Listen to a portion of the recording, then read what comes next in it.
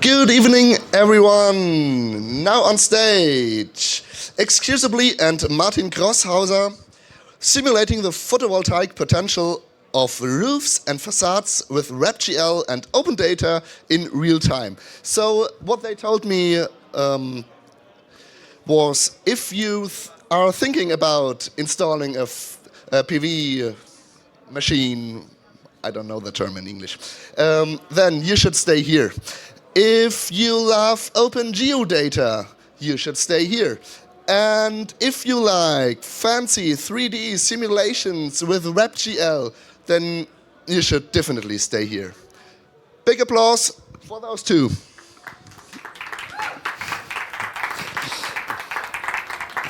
Yeah, thanks a lot. So what we want to do is basically exactly as you said.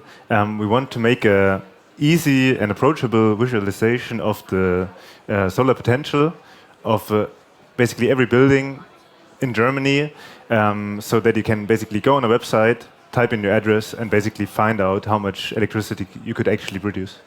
And this is basically what we try to implement in OpenPV. And there are two other people that were actually helping doing this, but they cannot be here today. But yeah, we also want to mention them because it's also their work. And first, let me show you the website as it is now, because it's online. And if you go to openpv.de, you can actually type in your address and basically look it up, have your house basically shown up on a map, and then simulate it. And basically everything is done locally. So what we do is basically we gather the geodata. So we have the building geometries, we have the terrain model, and we have the vegetation for, I mean, it depends like based on the availability of this data. But based on this data, we can locally on your device, so basically on your phone or on your laptop, simulate or do a physical simulation of the solar irradiation across the year.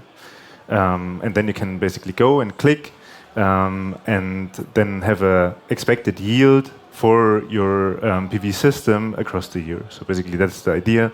You can see it, you can draw your PV system, and then also have a estimation based on how much electricity you use per year and whether you want to install a battery storage or not.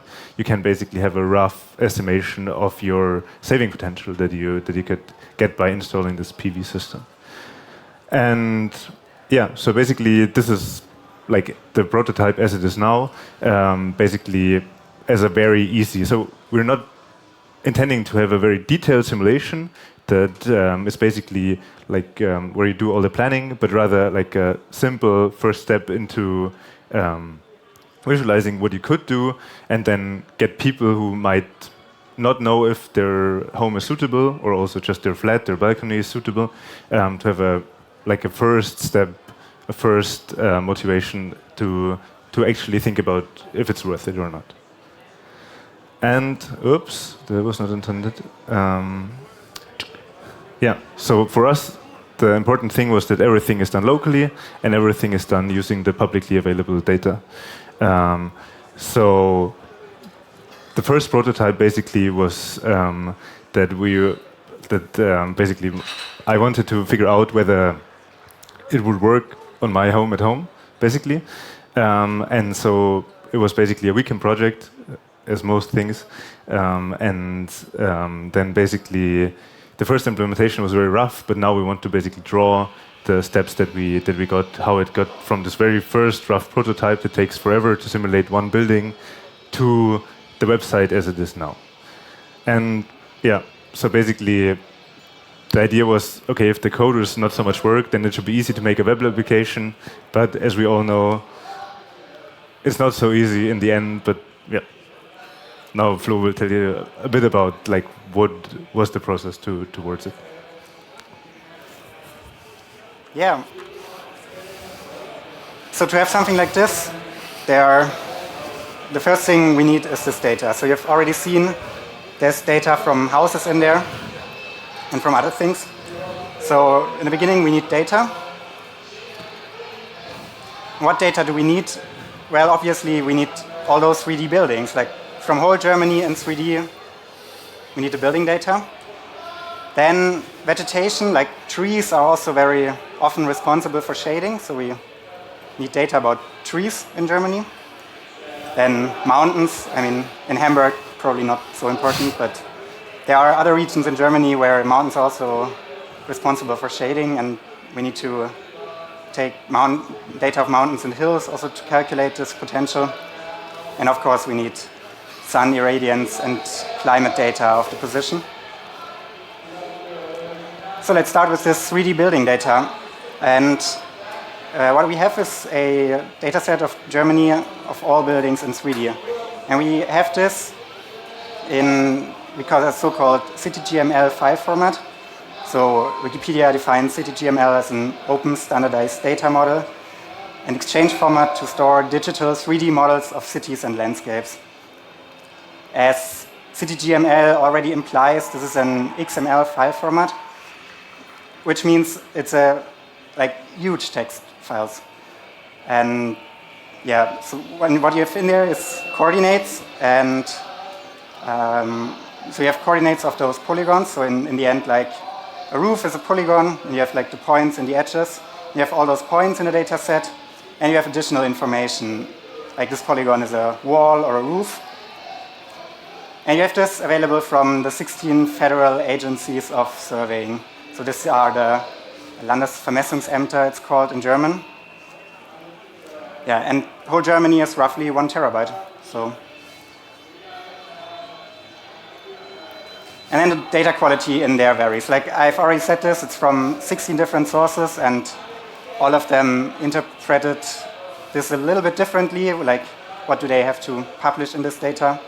So we have places that have really nice, very detailed data, like here on the left side, this is the castle Neuschwanstein, and on the right side, this is the Cologne Cathedral, so rather detailed, all the different shapes.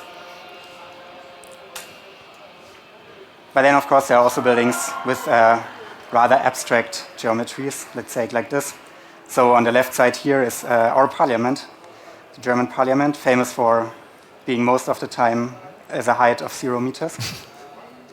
Or on the right side, it's the Brandenburg Gate, a cubic interpretation of the Brandenburg Gate. Yeah, but I mean, in general, I mean, also what you can see here in like the background. I mean, you see the castle in the foreground, and probably this is like the famous places they maybe also handmade. But also in the background, you see all those buildings, and from all this data is available. And these are these text files where you have all this data. This is the CityGML text file. It's a terabyte of text, and you have this this position list, like the numbers there, which are the actual coordinates in X, Y, Z. And then you have ideas for your different polygons, and you have also some additional information, like this polygon is a roof surface. Yeah, and we think this is quite awesome. Like, it's great that we have all this data, and it's also rather new. And it comes, so it's available for all of Germany since this summer, and this is mostly due to European Union. So there's a directive 2019-1024 from June 2019 on open data and the reuse of public sector information. And the idea there was, because all this data was gathered by those 16 different survey institutes in Germany, but they sold this data, so it was like hidden, and it was quite expensive to get this data. And then the European thought about like common goods and also defined data more as a common good. And then they defined which sort of data should be publicly available. And those buildings are actually part of this data. And now since this year we have buildings, and we can build applications like that.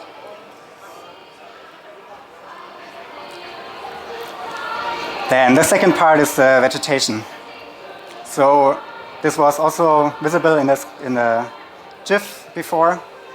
Like in green, what you can see here is trees or other sorts of vegetation, and of course they do shading, so we need them. And we extracted them from laser scans. So I think for every state in Germany, they put laser scanning devices on planes. They fly over the whole country, and they produce these laser scan data.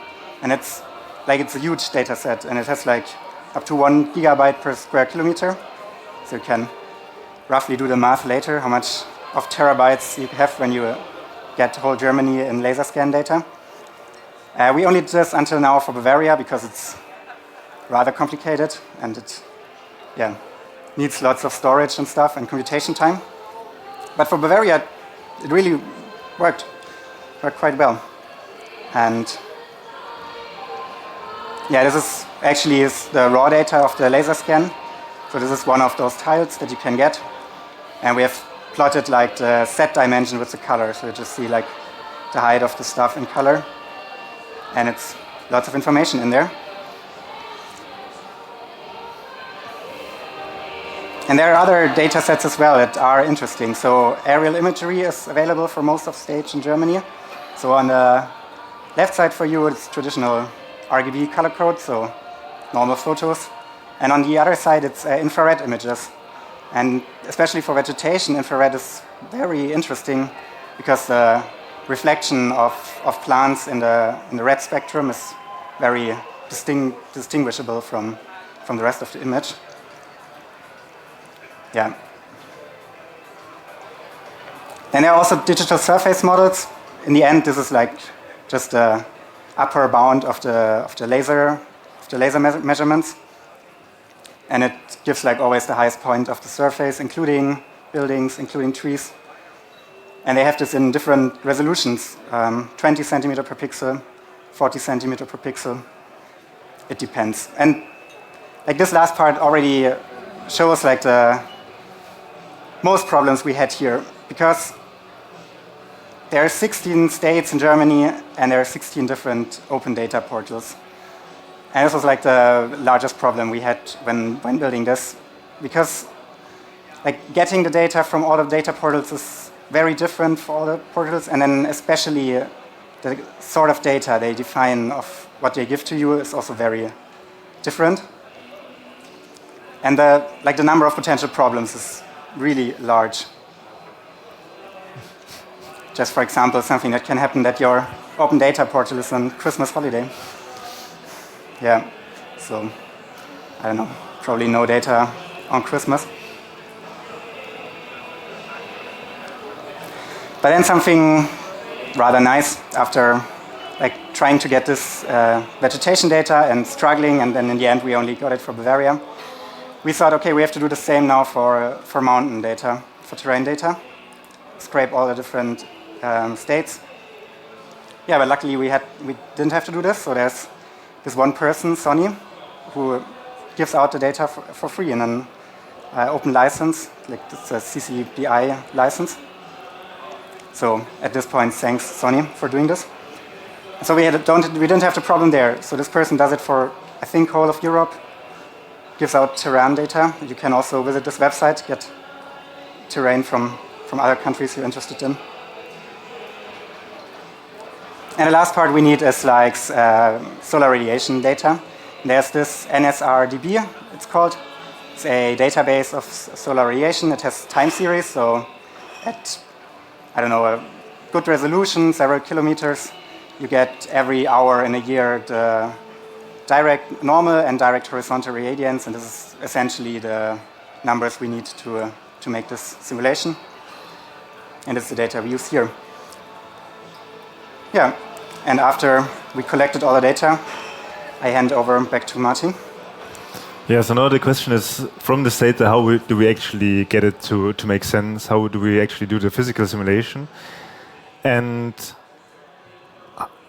how it works, probably, I mean, like the naive way of doing is importing all the geometries. So you basically look at your houses, then you also include the vegetation, and then what you do is do this kind of Monte Carlo simulation where you just across the year sample sun positions, and then for points on your geometry, you basically check whether you can, for from a point on your roof or on your facade, you can at this point in time see the sun or not.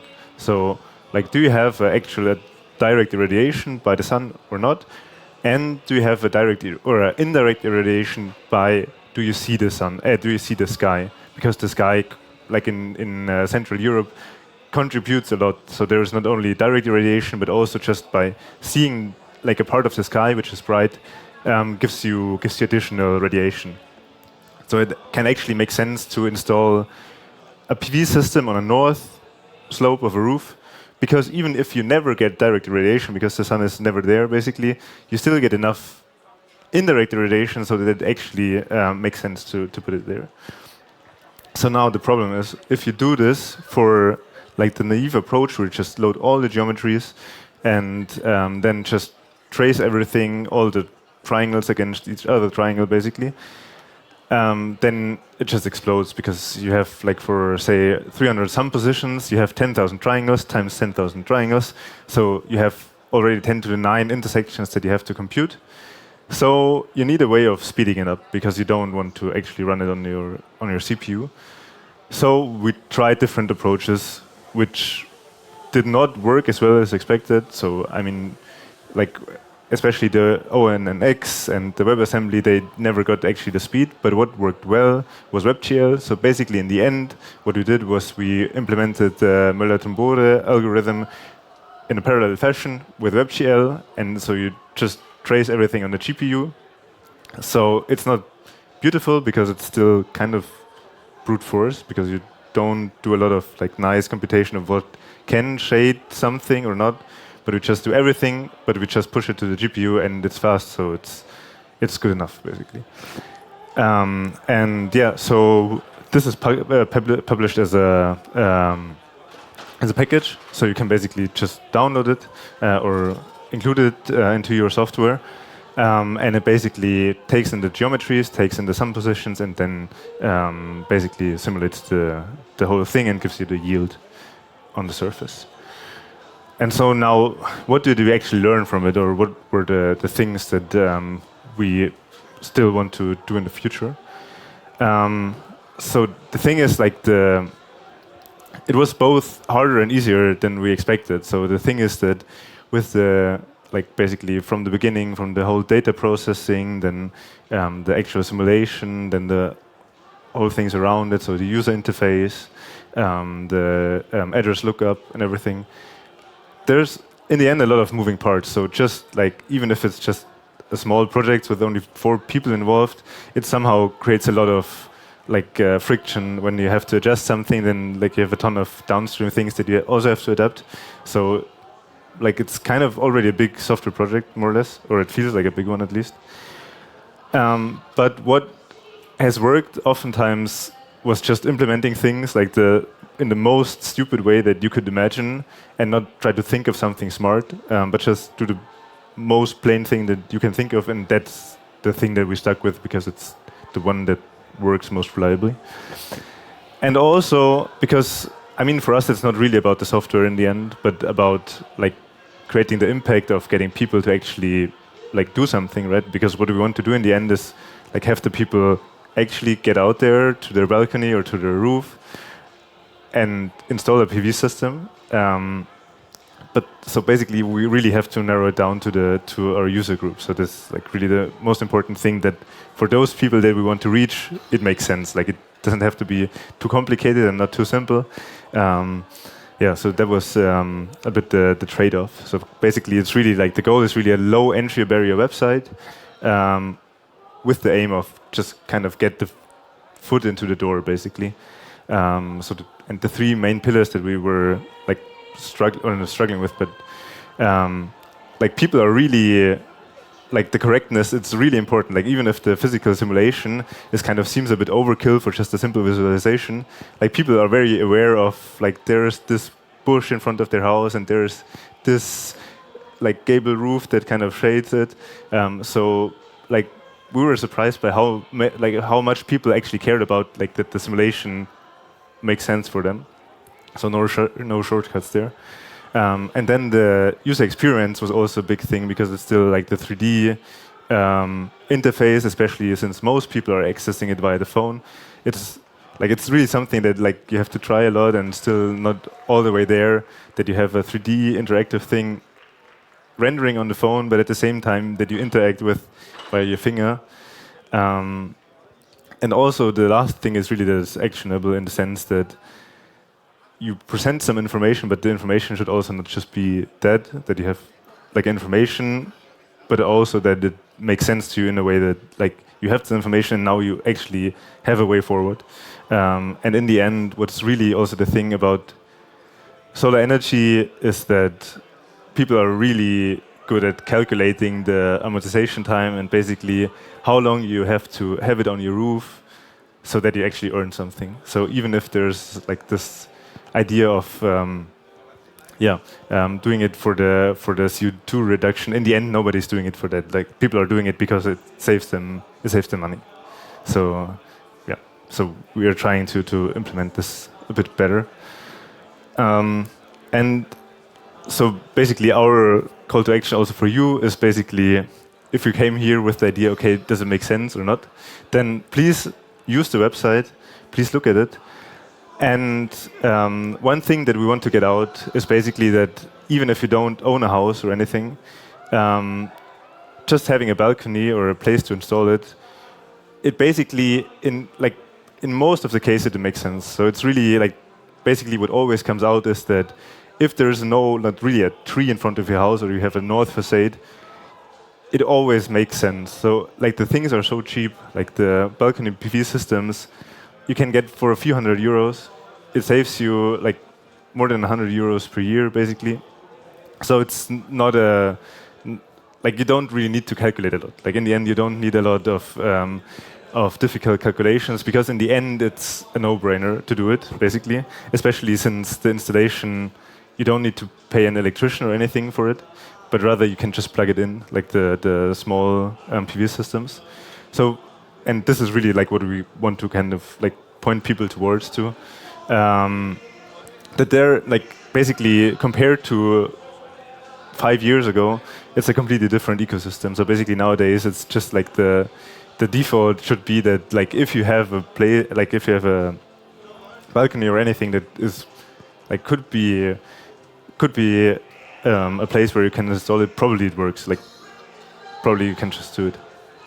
And also, if you want to yourself basically have more information or tell your parents, tell your friends, there's also this Balkon Solar in Freiburg, which is, they are doing a lot of public outreach. So you should really look at their website, which is linked here. And also, like, basically we got funded for this project for the prototype fund. And what's nice about them is that it's also very low entry barrier, but basically for public interest tech. So both for an individual or a team, it can be like a great opportunity because it's only a 2-page application. And for us it worked super well. Like, I mean, we were there in the round from March till September this year. And it was just, everything was flawless. It was like nothing was a pain or anything. The application is super quick and the people are super helpful. So especially for getting a prototype to run, like, this is great. And now they changed the funding system, so starting now, so it's even more money, like up to €150,000, which is a lot. So if it's something that you might be interested in, the application is open till beginning of January, so you have to be quick. But also it's not a lot of work, so you should definitely try that. And thanks a lot for listening. Please try it out. We would be super happy if you just tell us your feedback. And also, if there are any questions, we're happy to. Thanks. Thank you very much. Are there any questions from the internet? No. Are there any questions from the audience? I don't see any. Oh, there's one. Yeah. Thanks for the nice work. I already checked your website and I was confused why there are data missing for the Saarland and Mecklenburg-Vorpommern. Do you know the reason? Is it still missing? So I think for Mecklenburg-Vorpommern it's updated by now. Okay. So we had for both states, we had the problem that the data was like, I think for Saarland we had the problem that they just returned 2D data. So they did not return any set values, which is no 3D building data anymore.